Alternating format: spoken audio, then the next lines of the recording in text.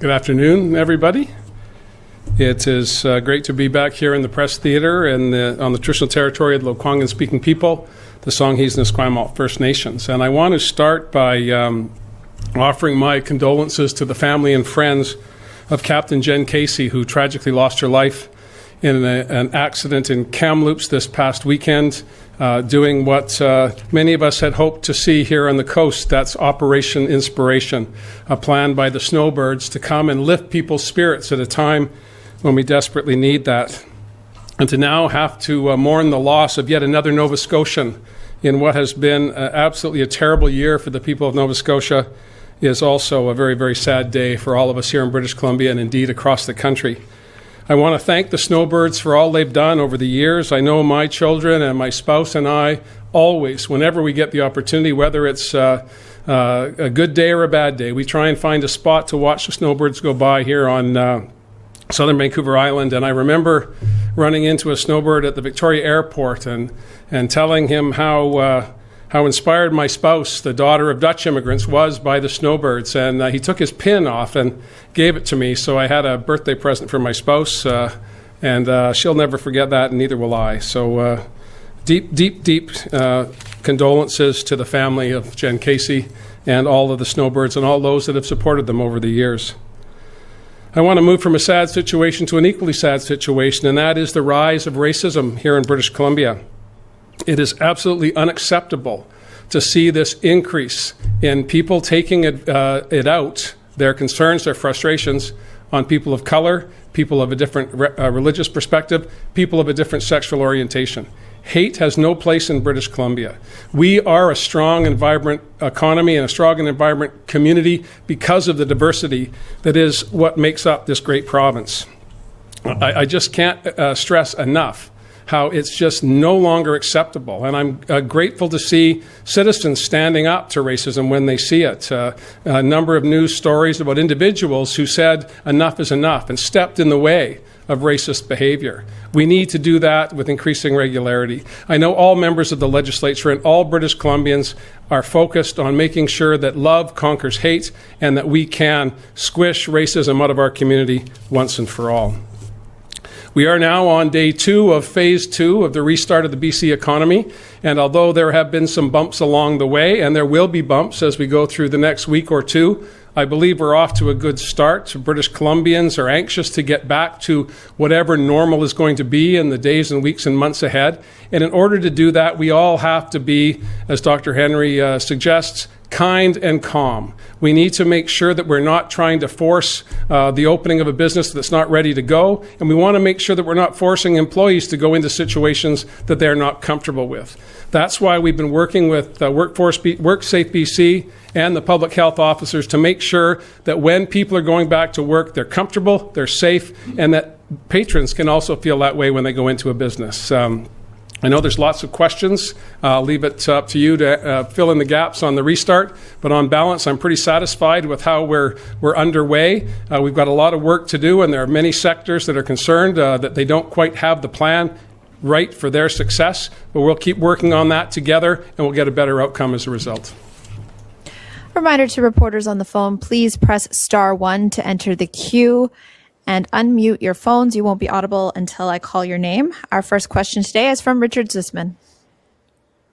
Premier, I just want to touch on a point that you just made there about people being forced back to work.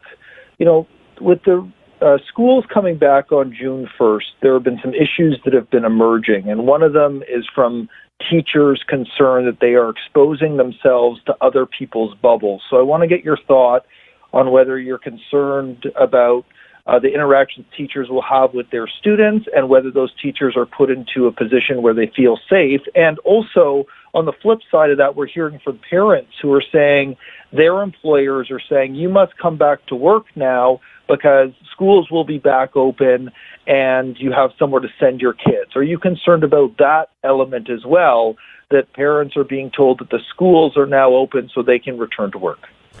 Good questions. I'll start with the the larger expanding the bubble for teachers. We considered all of those issues. Minister Fleming has been working for the past 6 weeks, 8 weeks, on trying to find the right mix of bringing kids back so that we can have a dry run for the start of the new year in September.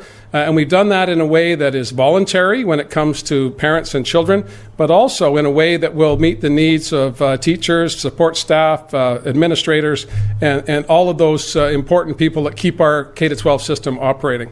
I want to assure teachers, I want to assure parents that we would not have opened up schools again in June if we did not believe it was safe to do so. We've worked with public health officials, we've worked with WorkSafe BC, who's in the business of making sure that workers always go to work safe and come home the way they left.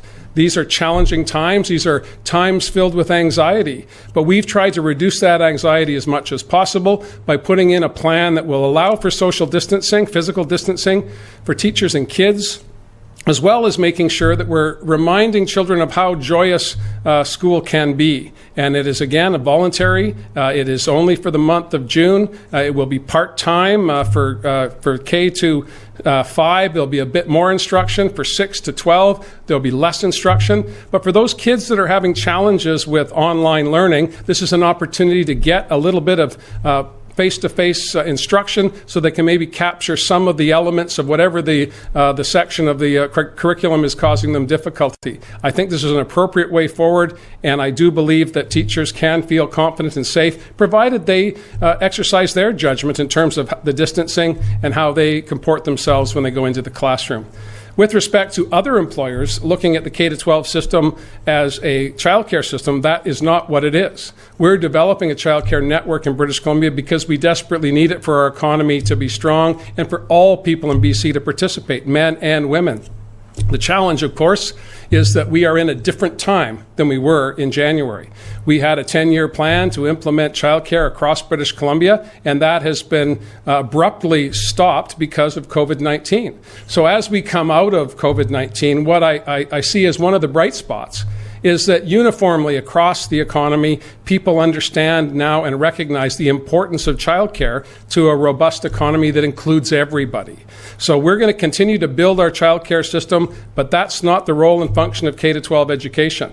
Is it a place where your kids can be during the day? Absolutely. But let's not confuse the two. Early childhood educators focus on bringing little ones to a place where they can step into kindergarten and then go through to grade 12. That's what the system is designed to do, and we're going to keep working and building on that going forward. Employers should not be forcing employees to come to work if they're not ready to do so. We've been clear with employers, and as we've talked through the Economic Recovery Task Force, there has been a sense of a cooperation and a hopefulness from both Labour and employers groups, and I'm confident that we'll get through this. The conflict that you're suggesting may be modest rather than a huge problem. Our next question is from Tanya Fletcher. Hi, Premier. The Prime Minister says discussions with the provinces are ongoing on what type of stricter measures will be needed once the restrictions at the U.S. border are eased. Is a monitoring tracking device to track movements, something like an electronic bracelet for people returning, something you might want to see being used going forward? Well, I'm pretty happy with the border efforts that we've got in place today. And that took some time to get to, and it was a collaboration of both the federal government, who has primary responsibility, and provincial government employees who we sent to border crossings and to the Vancouver International Airport to assist in ensuring that everyone coming into British Columbia had a self-isolation plan. That's worked very, very well. I think less than 150 people of the up to 45,000 people who have come into British Columbia since the program was instituted have required a quarantine. They did not have a plan of their own. That's a very, very small number of people who aren't with the program. I don't believe that ankle bracelets or electronic monitoring is the best way forward, but I'll leave those decisions, or at least the advice that she can give to government, to Dr. Henry. We have a contact tracing program in place that's worked very well, and we've used the old telephone and knock on the door proposal to make sure that people are self-isolating, and that's worked very effectively for us on our program so far. What happens after June 22nd, we don't know. I'm just grateful that Canada and the United States have once again put in place restrictions at the border, and we'll keep monitoring that till we get closer to the month ending, and then we'll take another look at it. Our next question is from Mary Griffin. Oh, hi, Premier. Thanks very much for taking my call. You addressed the issue of racism in this time of pandemic during your opening remarks. And I'm just wondering about a particular incident up in Parkville where a spa was vandalized. It's operated by Korean Canadians twice within the past week. All the other neighboring businesses not touched at all. Should there be consequences for the apprehended? And just going on to a second topic, also on the issue of businesses reopening, they're finding that their costs have increased substantially due to the procurement of personal protective equipment, and they're passing those costs on to the consumers. Your thoughts on that? Thank you, Mary, for the question. And it's absolutely reprehensible that a business would be isolated because of the ethnicity acceptable in British Columbia. And if those perpetrators are caught, they can expect the full force of the law to come down upon them. There is no space in British Columbia for that type of behavior. I know, talking to Del Manick, the chief of police here in Victoria, as well as observing the good work of the Vancouver Police Department and the RCMP that I travel with regularly, within the law enforcement community, there is zero tolerance for racism. When you look at the diversity of law enforcement, of fire crews, of our legislature, the diversity of our communities is now being reflected in our public institutions. And there is zero tolerance for this type of behavior in British Columbia. And if these perpetrators are caught, they can expect the full weight of the law to come down upon them. We're working cooperatively, whether it be the Leader of the Opposition offering suggestions of how we can beef up our anti-racism plan, or the Green Party also suggesting ways that they think that we could better work together to speak with one voice on this very, very important issue. I'm the son of an Irish immigrant, and I have not experienced racism, but I am as new to Canada as anyone else. Indigenous peoples have been here for thousands of years. The rest of us came from somewhere else with the hope of a better life for ourselves and our families. That's what's made this country spectacular, and that's the strength of British Columbia. Racism is not on. We got to stamp it out. We all have to do that together. Next, we have a question from Justine Hunter. Hi, Premier. You mentioned childcare, and advocates for childcare are calling on your government to fast-track that $10 per day daycare promise as a way to help parents return to the workforce as we reopen the economy. I'm wondering, I didn't hear anything that indicated you were looking at fast-tracking that. Is that on the table? Well, there's a whole bunch of stuff on the table, Justine, as you know. There's no shortage of ideas that come forward as every day goes by. We've had a cross-government approach to responding to the pandemic. Minister Carol James is toting up the costs and consequences of programs that we're initiating as part of the $5 billion recovery plan, as well as what resources do we need to add to the existing budget to meet the needs of the community in this new world that we're entering into with phase 2 of the restart. And I understand and respect very much the advocacy within the childcare community. It was their advocacy that got us to a place where I was sworn in as Premier of British Columbia with a focus to create more childcare spaces. And I'm not backing away from that for a minute. But I believe accelerating the plan that we already had in place is not likely in the short term. We need to make sure we're educating more early childhood educators. We need to connect, as one of the earlier questions suggested, education to early childhood education. This is one of the calls from advocates for many, many years. It's currently housed within the Ministry of Children and Family Development.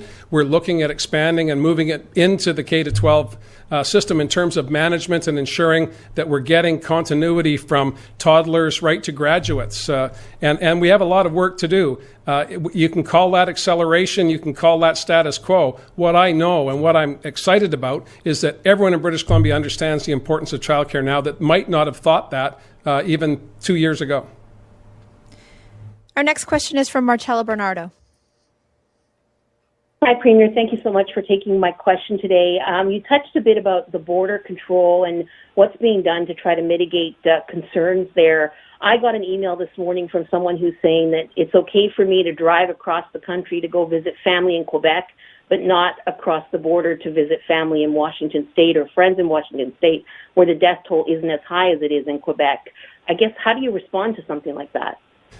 Well, certainly we have mobility rights in Canada. They're enshrined in the Constitution. We have border restrictions in place to protect Canadians from whether it be trade or virus or any other external forces. That's what border patrols and border security is all about.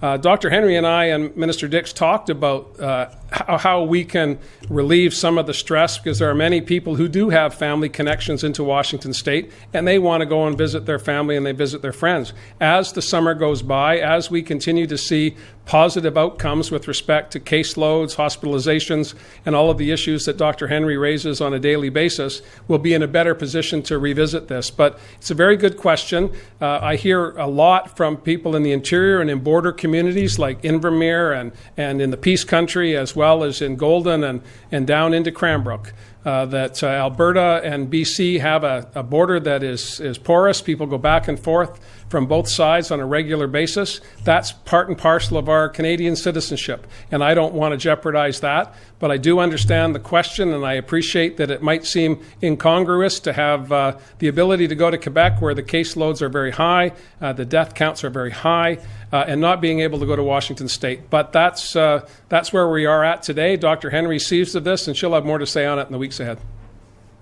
Next, we have Binder Sajan. Go ahead, Binder. Oh, sorry, I put the wrong person in. Next, we have Rob Shaw, in fact. Oh. Premier, now that people are going back to work at the rephased opening of the economy, where are you in your discussions with the Prime Minister on a national sick pay program? How long are you willing to wait on that? And what's BC's backup plan if you can't get the other premiers and the Prime Minister on board on that? Can we develop our own sick pay program in the province, or is that not on the table? Well, it's certainly on the table. I'm not ruling out anything. I still believe that this should be a national program with national leadership, because it has national consequences. But we're prepared to go it alone if need be. I do have allies in the federal government who appreciate the initiative that I've been promoting, and we have our regular calls tomorrow morning with premiers across the country, and then with Minister Freeland and the Prime Minister. So I'm going to hold fast to my position today, and we'll see what comes out of tomorrow. But just to help you out there, Rob, we do have alternative plans in place, but I still firmly believe that the federal government needs to be part of this. Next, we have a question from Ben Kuzma. Premier, thanks for taking my call this afternoon. You went to great lengths last week to talk about how the province could host an NHL tournament per se should we resume play, and you cited some of the cities in the interior. It's come to my attention today that the NHL is pretty strict in its criteria for the resumption of play. One main arena, one main practice facility, 2 downtown hotels to kind of keep a bubble concept.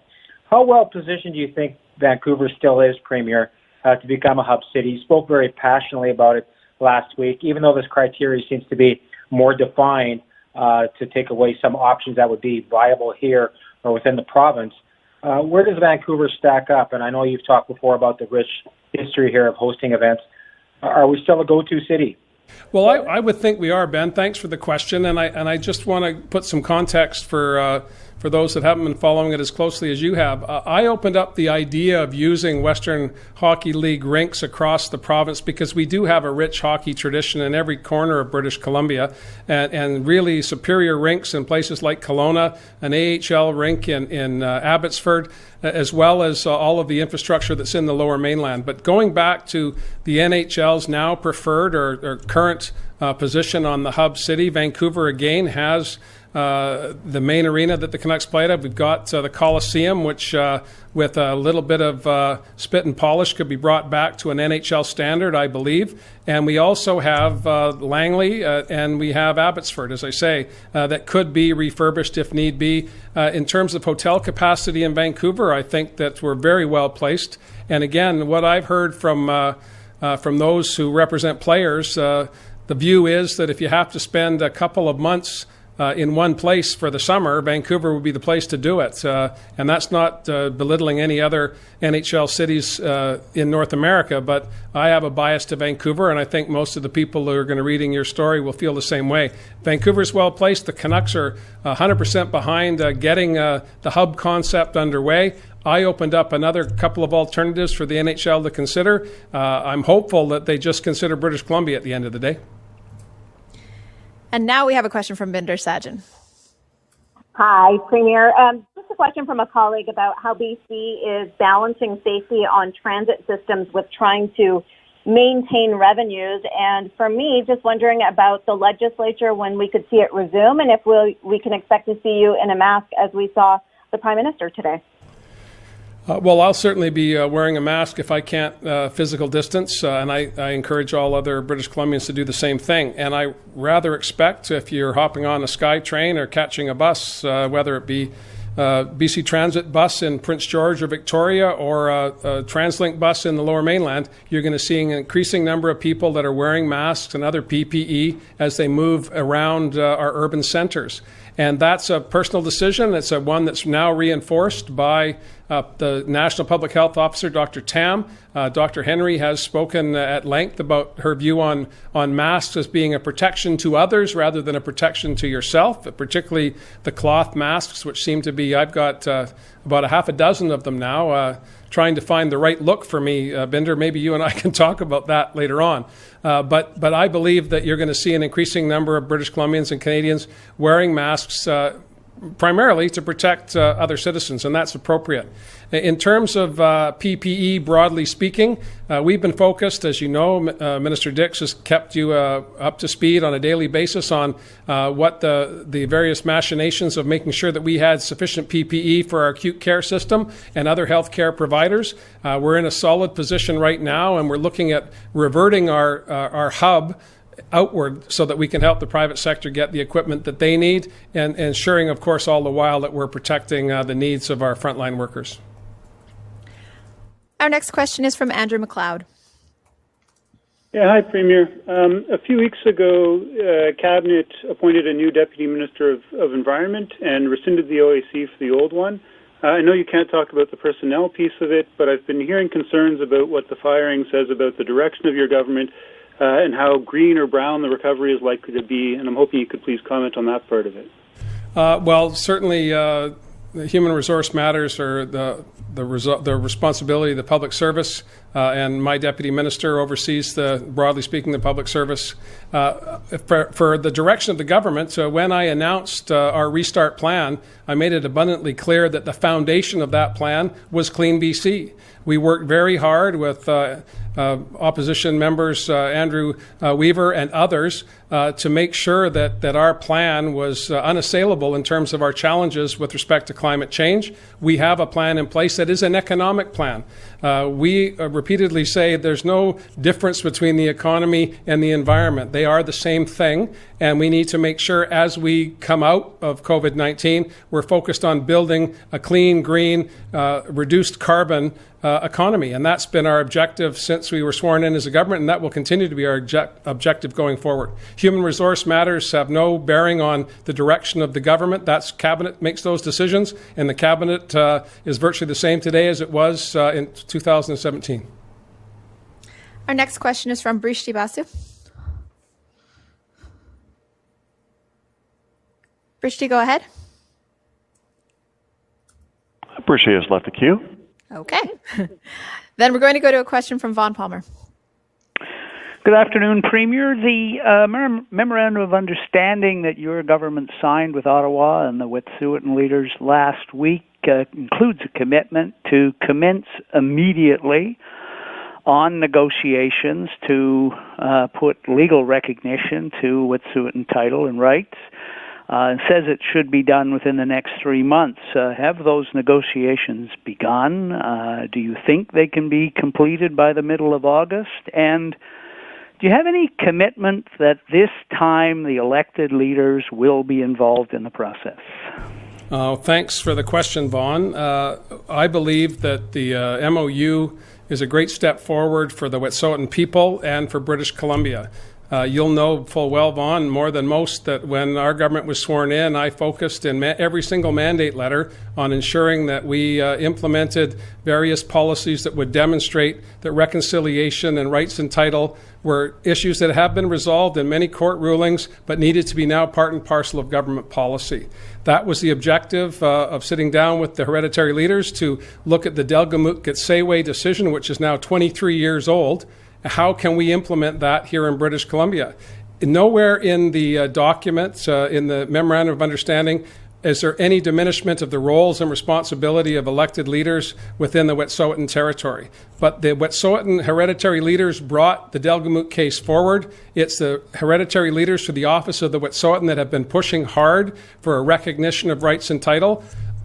In my opinion, I have put on the table for all Wet'suwet'en the tools to find their own self-determination, and that includes all members, whether they're elected or hereditary.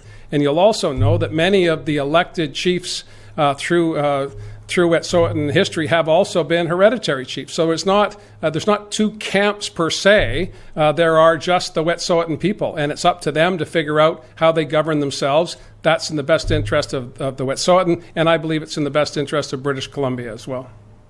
We only have time for one more question, and it's coming from Keith Baldry. Hi, Premier. Thanks for this. Just a repeat of Vinder's question about the House coming back. Any date for that and what the House will look like? And also the continuing reference to the schools being a dry run for the fall seems to suggest, and we've got sort of conflicting information on this, that what we're seeing in June will be what we see in September as well in terms of the structure of the classes. Well, let me start, Keith, with the K-12 question first.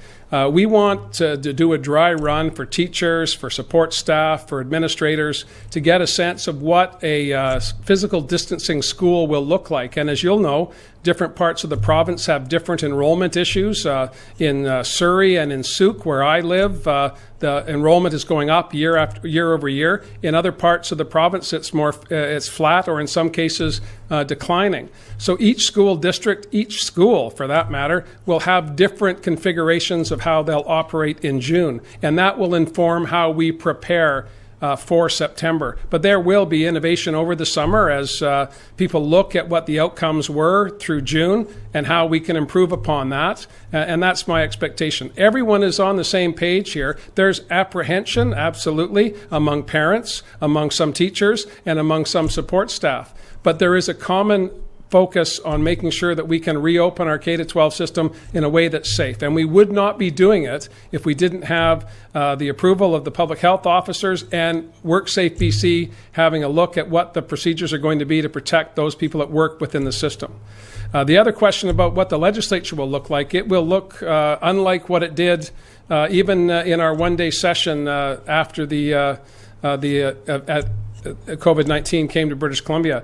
Minister Farnworth has been working with Mary Polak, the opposition House Leader, as well as Sonia Furstenau, the Green House Leader, on what that will look like. You can expect to see us back here either the 15th or 22nd of June. And we'll be focused on getting the budget passed, getting the estimates process completed, and a modest number of pieces of legislation that we believe are required to keep our agenda moving forward. We have Mike Farnworth's worked very hard with his colleagues, Mary and Sonia, to make sure that we're abiding by the principles of physical distancing, which means that the legislature proper will look different for debates. It'll look different for question period. We're going to be using more technology. We're going to be using multiple rooms within the legislature so that we can keep MLAs at a distance. And there will be, I suspect, I'll leave it to Mike to explain most of the details, but we're using a lot of technology that will perhaps allow members far-flung members to stay in their community, to be able to actually do their voting by computer at certain times during the day, rather than having all of our votes assembled for the end of the day, so that we can have everybody together and we can pass our yay or nay on whatever our views are on the legislation that's before the House. It's going to be new, it's going to be innovative, and it's going to be a challenge. But the new clerk of the legislature, Kate Ryan-Lloyd, is seized of the task. And for those who have been milling about the legislature periodically, there seems to be an awful lot of television screens going up in places where there never used to be any. I suspect we're going to see lots of Hollywood Squares or Brady Bunch type images of multiple MLAs that are in different parts of the legislature or different parts of the province participating in the dynamics of the democracy of British Columbia. It's going to be an innovative time. It's going to be a challenging time. I think it'll be an exciting time. Thanks, everyone. That's all the time we have today. Thanks a lot.